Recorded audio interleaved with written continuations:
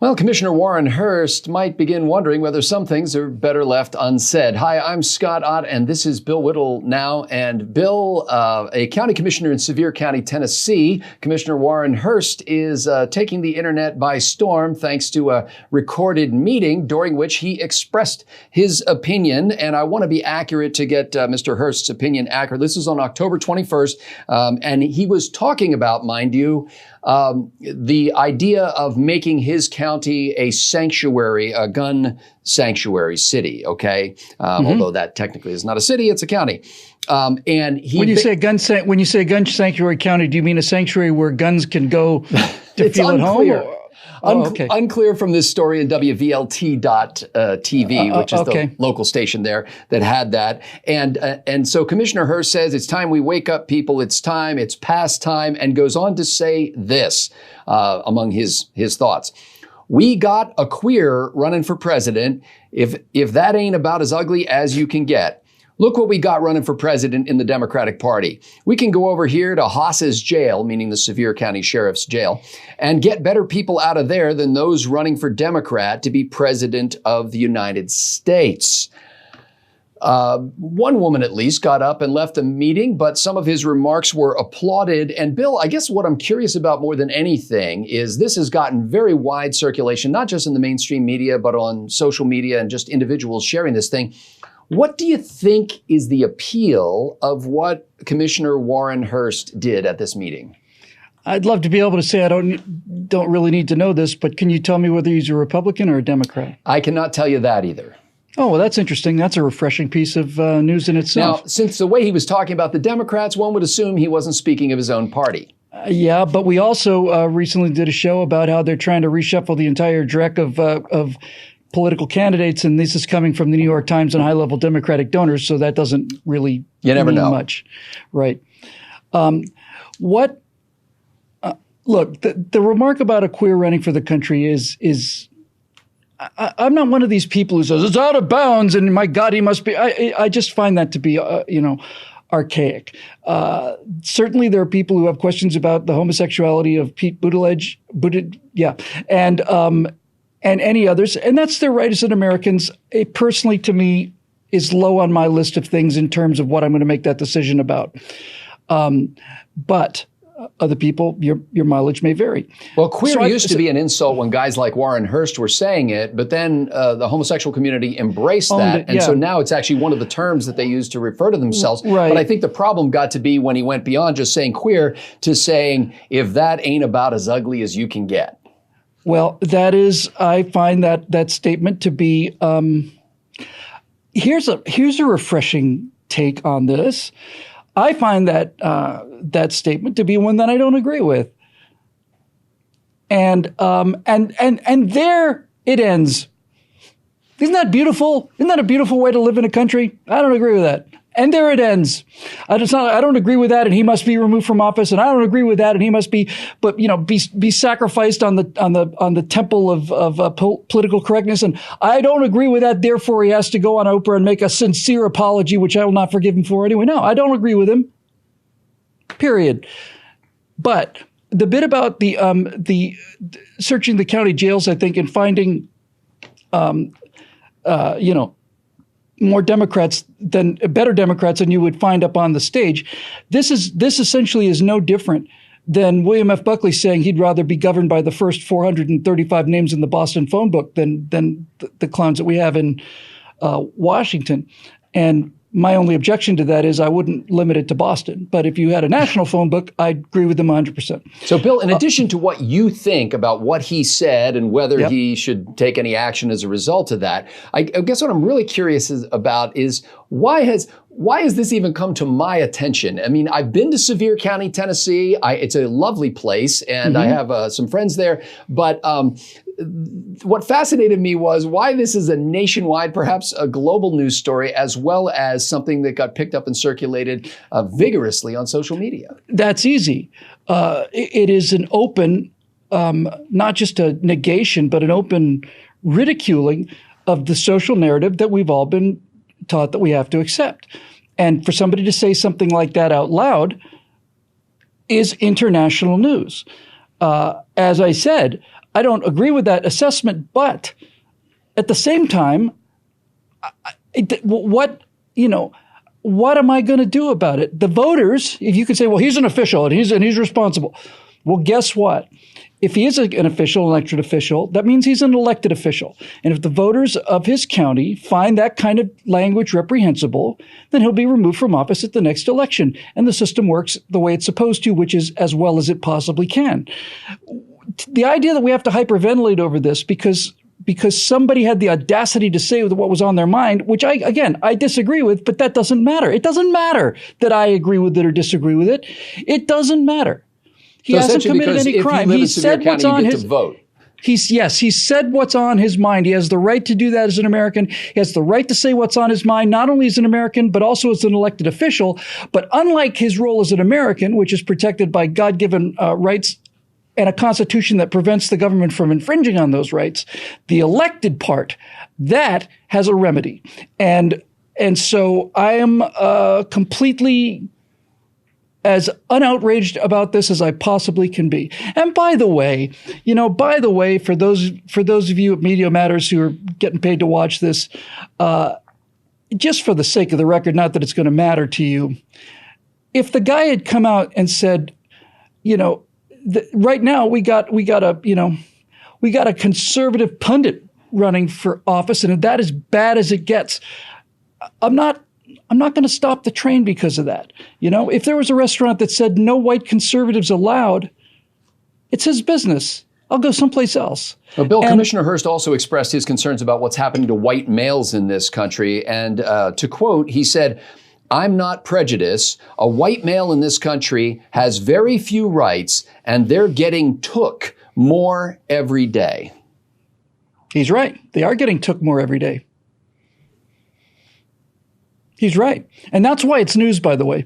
If he had come out and said that his pet cockatiel had been abducted and flown to Venus during the night, then no one would be talking about this because everybody would know that was nuts.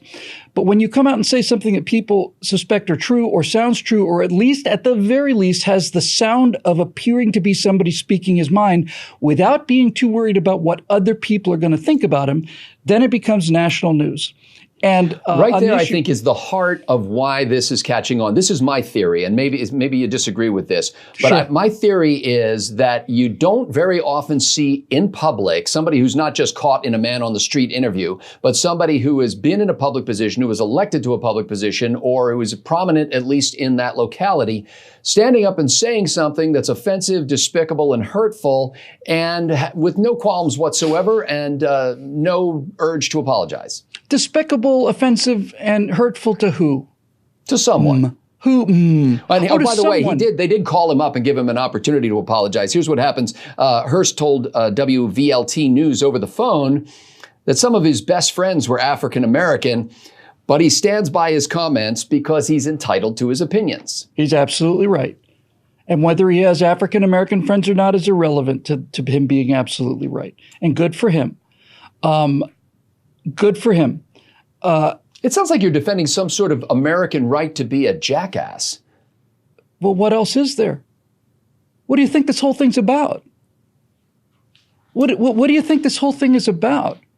The entire purpose of this country is to give people a place to be a jackass. That's why it's here.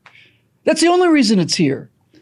Ron Swanson, the conservative caricature, who's by far the most interesting, wisest, and funniest guy on a former Parks and Recreation show, has a number of conservative witticisms that were written to be jokes, but actually, in fact, have a tremendous amount of truth to it. And he was talking about some kind of dietary restrictions they wanted to include in his county. He's the director of Parks and Recreation for Pawnee County.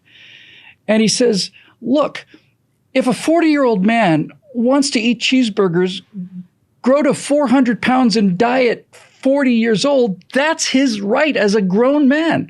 That's what this freedom is all about. It's the freedom to do what you want to do. And he's precisely correct. If you want to do that to yourself, That's fine. You don't have a nanny telling you what to do or not do in their interest or your interest, of most usually in their interest, which they claim is for your interest. It's what freedom is all about. And to think that freedom, well, look, Scott, when you say things like, we're going to eliminate poor people in this country, we're going to eliminate, when I say eliminate poor people, I meant to say eliminate poverty, right? We're going to get rid of the population that's poor. We're going to raise them up out of poverty. This is a nonsensical statement. If you have a country club full of billionaires, the guy with $900 million is washing the dishes. There's always an end on the back of the bell curve, always. And if you take a piece of the bell curve out, then the end just moves position. So what he's doing is he is exercising his right to say what's on his mind, and bless him, he doesn't seem to be too concerned about the consequences, which has a much bigger political story and political impact on all of us, which I would like to get to now. All of the power that the left has over us, all of their power to destroy our constitutional freedoms, to destroy our gun rights, their power to legislate health care, their power to do all of these things, all of it, all of that power is given to them by us. We allow them to do it. And we allow them to do it because they have understood the most important psychological aspect of the human condition, and that is peer pressure, social proof. They have made it so that if you disagree with them, the consequences will be so severe for you that you will simply not disagree with them. And that's what they're hoping for.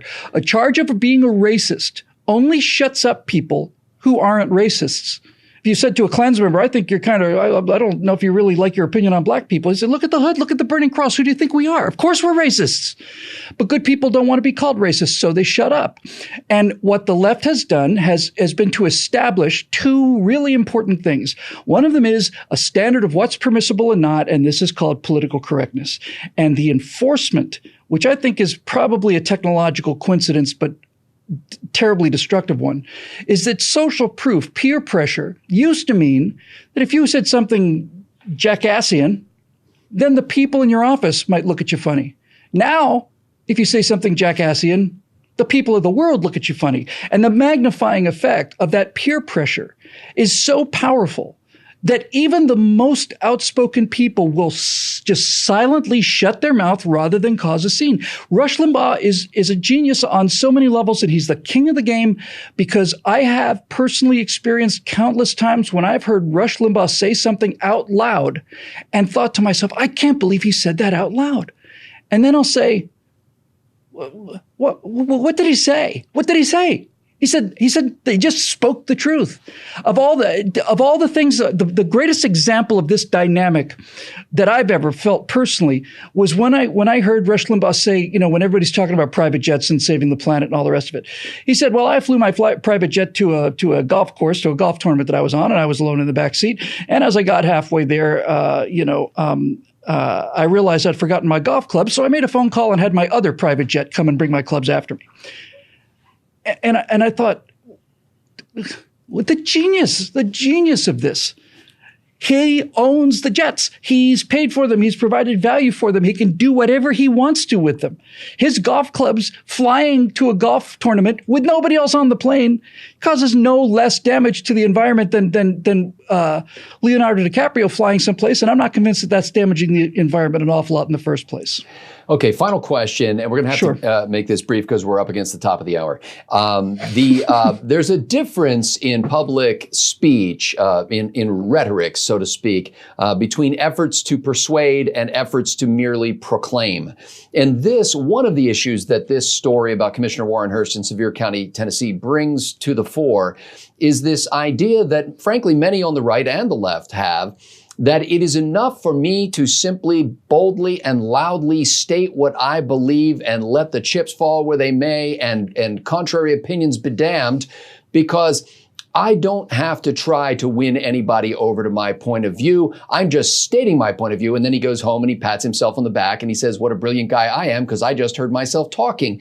Do you think for a politician doing this in a public setting is wise when it comes? Because really, he was trying to make some kind of case regarding guns and sanctuary cities. The reason that this is international news, primarily above everything else, all the philosophical reasons we've just outlined, the reason that this is national news is because of the shock value of hearing a politician speak his mind. That's what's shocking.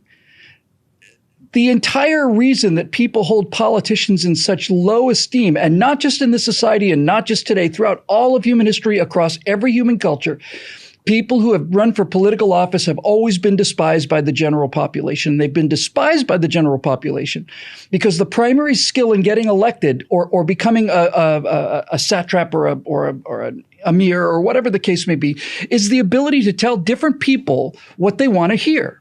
So you get the support of people who may have conflicting views with each other. And this is why people despise and loathe politicians, because they're two-faced. They tell you whatever you want to hear. They're not as good as their word, because the entire idea of giving their word is predicated on the idea that they've got a moral position, and they don't. Their moral position is, I want to get elected, then I want to get reelected. So the reason this is national news is because a politician, not some guy on a corner someplace, a politician actually spoke his mind about how he feels. And here's the beautiful thing about this. The beautiful thing about this is we will find out at the next election whether or not the majority of the people in his county agree with him, whether he's right or not. And when I say right, what I mean to say is whether you agree with his position or not. Right? And so if the people of his county feel that he made a bold statement standing up to this political correct machine, they'll reelect him. If they think he's a backwards yokel who is reflecting poorly on their community, they'll chuck him out of office. And the system works as well as any system designed and run by human beings could ever possibly run. And that's why I think this is a terrifically good story, no matter what you may think about what he happened to say. The members of BillWhittle.com have made it possible for us to tell this story and to analyze the breaking news of the day 5 times a week, and we're grateful for their support in this endeavor. You can go to BillWhittle.com right now and see the full deep archive of Bill Whittle Now shows, in addition to Right Angle and a bunch of others. And when you become a member, you unlock new levels of engagement where you can comment in threaded comments under each video. You can hear podcasts. You can engage in a new forum we have and be part of our member-written blog. We hope that you will connect with the members who are a conservative community who believes in civil dialogue, rational thought, and a lot of humor, frankly, away from this toxic sewer of social media. We welcome you to go to BillWhittle.com and click that Become a Member link. So for Bill Whittle, I'm Scott Ott. Thanks for watching.